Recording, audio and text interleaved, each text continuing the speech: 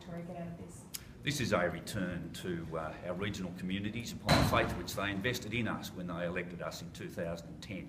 And it's taken us a period of 3 years, this is our fourth budget, to be able to work our economy to the point where we can deliver the sorts of outcomes we're seeing today.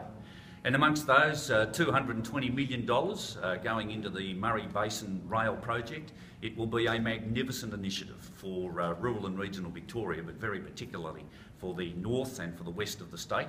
About $1.5 billion of our export grains industry is coming from that part of Victoria. About $1 billion worth of mineral sands comes from that part of Victoria.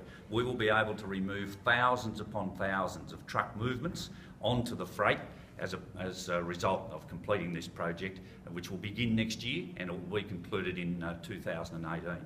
I might say the rural finance sale is very beneficial to the regions. We have, as a government, derived a figure of $407 million net from it.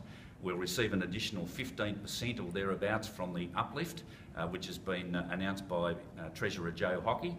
All that money is quarantined for the regions.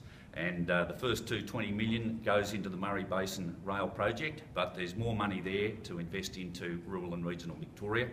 Apart from the Murray Basin initiative, we have many investments being made in our schools, more than 30 of them across regional Victoria, receiving money either to build or to have them upgraded. In our health system, $73 million going into the Latrobe Regional Hospital and into other facilities as well. $73 million into the court complex at Shepparton. And of course in the roads area, a lot of infrastructure projects, but also an additional amount of money of $130 million over the forward estimates, which is dedicated very particularly to roads maintenance. It'll mean that this year we're spending something in the order of $500 million with regard to our roads, and they of course are a critical component of rural and regional Victoria. In Ballarat, the Western Growth Zone, that was something that that area was largely campaigning for. They got some money there? $38 million for the Ballarat West Employment Zone, and look, it's a magnificent initiative for them. They are going to see the growth of literally thousands of jobs in that area.